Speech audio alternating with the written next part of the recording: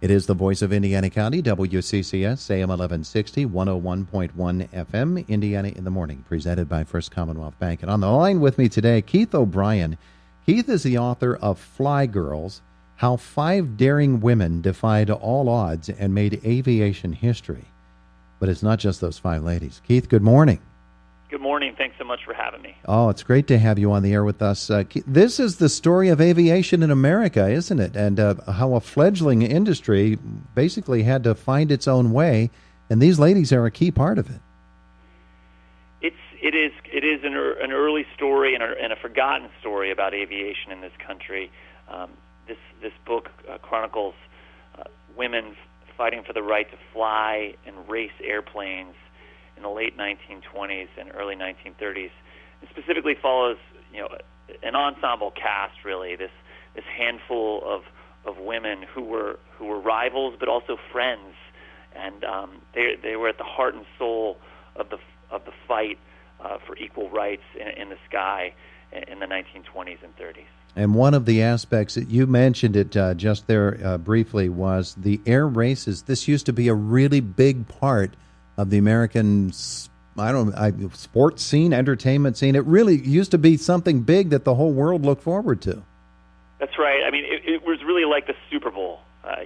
Forget about what you know about modern air shows, our polished flying events with the world's best airplanes. Air racing in the late 1920s and early 1930s was a real sport, with winners and losers, jackpots of money for the victors, massive crowds. These events would draw 125,000 paying fans in a single day. Just as many would watch for free from the hoods of their automobiles parked on nearby highways. And, we're talking about 500,000 people in a single weekend. Cities would vie against one another for the right to host the races, just as they do the Super Bowl today. In this time, it was boxing, baseball, and air racing. And the difference is air racing was the most dangerous pursuit of them all. Imagine NASCAR races today if someone died every other weekend. Yeah. That is what air racing was in the late 1920s and 1930s. And still people came out, and still the pilots wanted to compete. Yeah, the amazing thing is that you're talking about one type of air race, which is from city to city or all the way across the country. And then there are races within the races, which are the pylon races and the speed races. And in some cases, you would see people just dying right in front of you as they competed in these air races. And here come these women who want to be a part of it and really have to fight tooth and nail just to be recognized as even really as people who are capable of flying an airplane. That wasn't even given to them, was it? It was not. We have to remember the time that this story takes place. In the late 1920s, there were still laws, actual laws, that forbade women from doing all sorts of things, from serving on juries, from filing lawsuits, from working night shifts. Women weren't allowed to drive taxi cabs.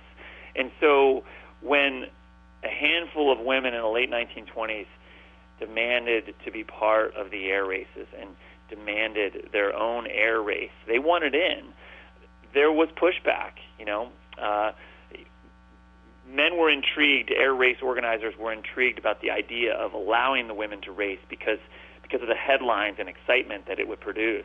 But they wanted the women to race on their own terms. And initially, in 1928, when women began fighting for the right to race, they were asking for a transcontinental derby from Los Angeles to Cleveland, which was the home of the 1929 air races. And the men would allow them that race, but initially with restrictions. They said that they had to fly with a man.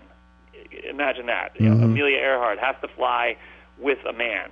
And the other thing they wanted them to do is they wanted them to fly from, say, Omaha or Minneapolis to Cleveland. They didn't think they had the quote-unquote stamina, that was their word, that they didn't have the stamina to fly across the Rocky Mountains. And the main characters at the heart of my book, Fly Girls, they refused to abide by those rules. Amelia Earhart, Louise Thaden, Ruth Nichols, and others vowed to boycott the races if those restrictions stood. And so the air race organizers did relent, but they did impose one rule upon the women that the men did not face. They forced the women to stop in 15 different cities across America. They couldn't just fly straight from Los Angeles to Cleveland. They forced them to stop. And this decision to make them stop actually had a surprising result. Because the women had to stop in 15 different places, because they had to spend overnight in 8 different cities, by the time they reached Cleveland, the newspapers across America had been filled with their adventures and exploits, and they were now some of the most famous aviators in the country. Keith O'Brien is our guest. The book is Fly Girls, How 5 Daring Women Defied All Odds and Made Aviation History. You mentioned, of course, Amelia Earhart, who even today is the most famous of them. But Louise Thaden is a fascinating story to me, not just because she actually settled for a time here in Pittsburgh, but because Louise Thaden, she was the survivor. She really emerges in the book as a hero, not only as a flyer, but as someone who is there for these other women. She's a rock of support, isn't she? I agree with that. And, one of the things that was one of the reasons why I pursued this project is because we have simplified this history. When we think about women in aviation in the 1920s and 1930s, we tend to think about one woman or two women. Bessie Coleman, say, the first African-American female pilot who died in 1926 before this story begins, or Amelia Earhart. But in the time that Earhart was flying, in the late 1920s and into the 1930s, she was shoulder to shoulder with other women in the sky. And these women were just as brave, just as bold as Earhart. And you're right, Louise Thaden was one of them. She was, to me, one of the rarest kind of aviators at the time. She was not just a woman flying planes, not just a woman racing planes. Louise Thaden was a mother. She had her first child in 1930 and her second in 1933. Her first child was born right there in Pittsburgh. Her son was born there in 1930. And it was really because of the sacrifices that Louise would make over the years for her children that we have forgotten her. And that's wrong, because in this window of time between 1927 and 1936, Louise Thaden was one of the most famous aviators in the world, much less female aviators. And there were a cast of others with her, and we've forgotten them all. Years ago, not so many years ago, just a couple, I was at either the Smithsonian or the museum in Dayton, Ohio. I don't know where it was exactly. I saw the Bendix Trophy. And these air trophies, air race trophies, are in museums around the world, and you get to see them. Without the context of this book, though, I did not really understand the significance of it. The Bendix Trophy, the Bendix race, was the big race that everybody wanted to win. For the very first time, Louise Thaden became the first woman to win it, and it came in the first time that they were really allowed to compete against men on equal footing. Bendix race was, as the pilots would say at the time, like the World Series. It was a transcontinental air race that would end at the air races. So you would land on the field in front of this massive crowd. And so you would be flying from New York to Los Angeles or Los Angeles to Cleveland. And it was a grueling race, because at the time, to fly a plane 250 miles an hour for the course of 12 hours was asking a lot of a plane. It was very dangerous. Lots of Bendix competitors crashed. Some of them died. And in 1936, after years of feuding with the men over whether or not they could race and where and how, the women finally earned the right to compete and will race against the men. 3 women entered the Bendix that year. Each of them were famous. Amelia Earhart has her plane. Louise Staten has hers, and another record-setting pilot, Laura Ingalls, has hers. They will take on not just the men in the Bendix in 1936, but the fastest men in the world.